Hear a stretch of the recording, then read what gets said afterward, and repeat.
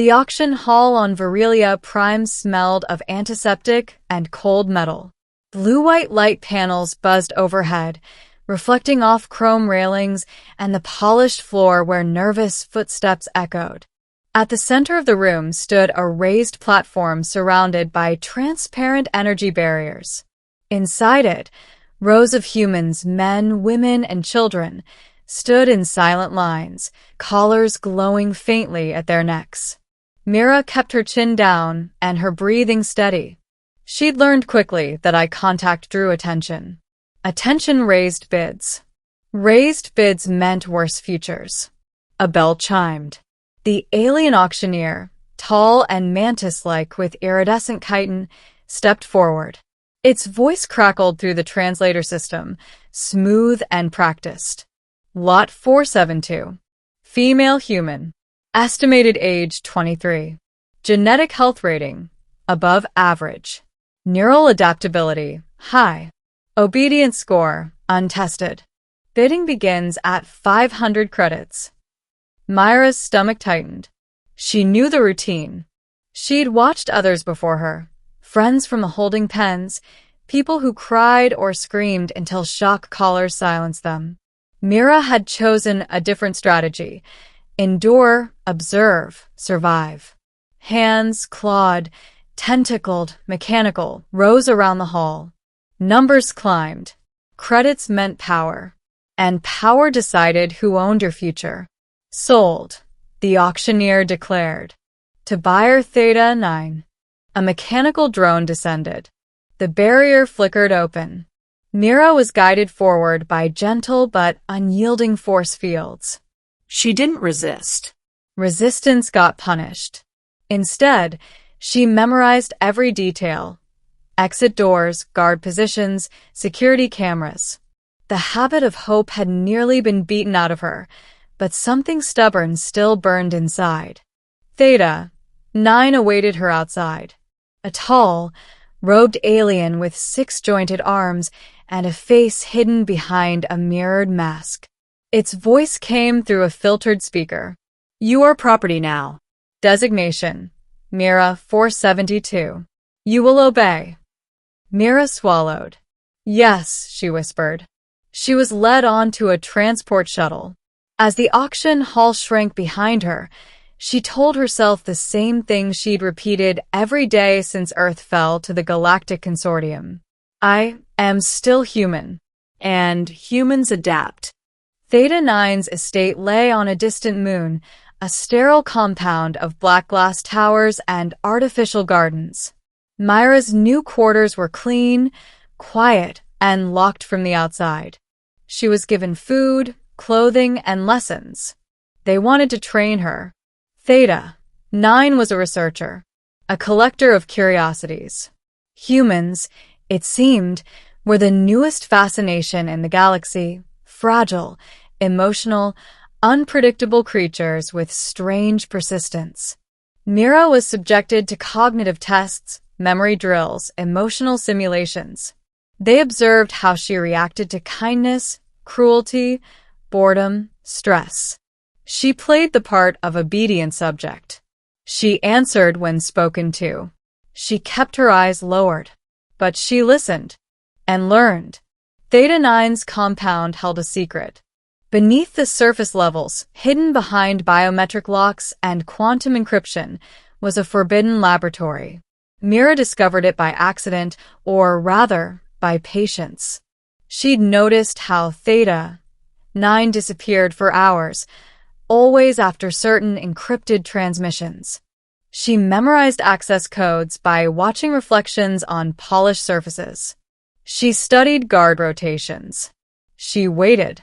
One night, when the compound slept under artificial starlight, Mira slipped from her quarters. Barefoot and silent, she followed the service corridors until she reached the sealed door. A stolen key card, and a little luck got her inside. What she found changed everything. Rows of suspended tanks filled the underground chamber. Inside them floated creatures, part machine, part flesh. Some were alien, some were human. Their eyes were open. their bodies motionless, their minds wired into massive computers that pulsed with energy. A console flickered nearby. Mira approached, heart pounding. The data was partially translated. Theta 9 wasn't just studying humans. It was harvesting consciousness, uploading minds, copying personalities, selling digital slaves, intellects that could be run, paused, duplicated, tortured endlessly, without the inconvenience of physical bodies. Humans weren't just being sold as labor. They were being converted into eternal property. Myra's hands shook. Horror filled her. But so did clarity. She finally understood the scale of the enemy. And she finally saw opportunity. A smaller terminal sat beside the main console. It asked for a neural interface connection. Mira stared at it. One wrong move, and she'd end up in a tank too. But something inside her whispered, if you want freedom, you need power. And power, here was information. She connected. Pain exploded behind her eyes as data surged through her mind. She bit back a scream. Images, code, alien language structures poured in. She didn't understand everything, but she understood enough. The system wasn't just for storage. It was a network. And networks could be hacked. Mira pulled free, gasping. Her head spun, but a new awareness settled in. She now knew how to open security doors, how to disable shock collars, how to broadcast messages across consortium channels. She wasn't just a slave anymore. She was a weapon. Over the next weeks, Mira pretended nothing had changed. She endured tests, answered questions, and smiled when required. But every night, she built a plan in her mind. Step by step, risk by risk. The day came when Theta 9 gathered guests, other collectors, researchers, traders. They came to admire the human specimen and discuss the future of consciousness markets. Mira served drinks. She bowed. She listened.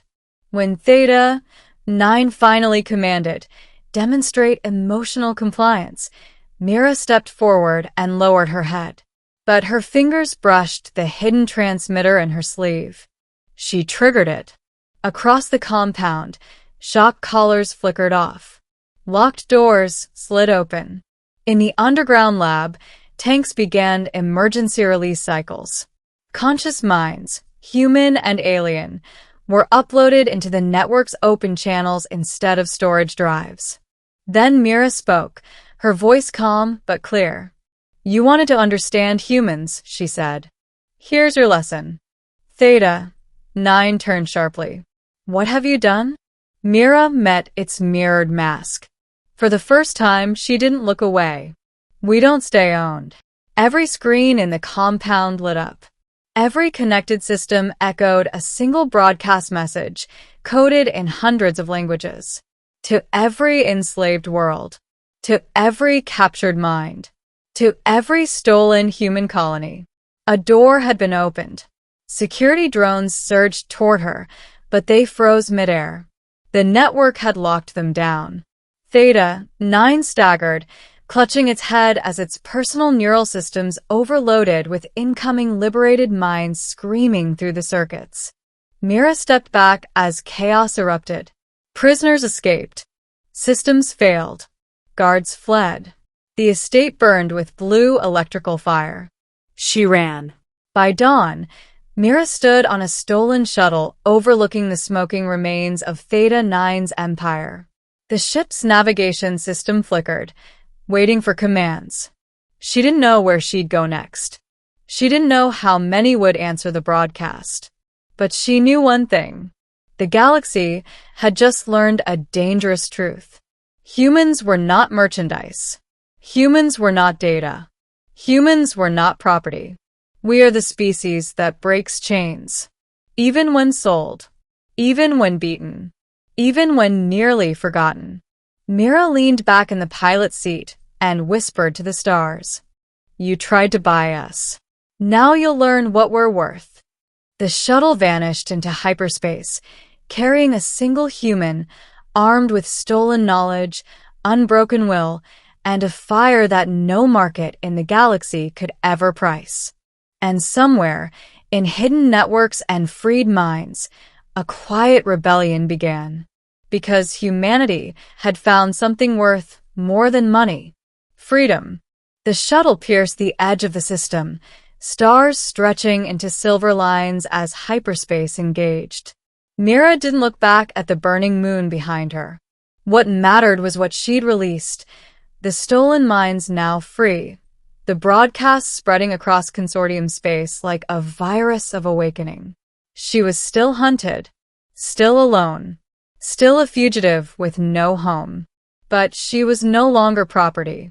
And somewhere, on distant worlds and hidden networks, other humans were hearing her message, lifting their heads, realizing the truth. They could be sold, but they could never be owned. Mira smiled as the stars swallowed her ship. The rebellion had begun.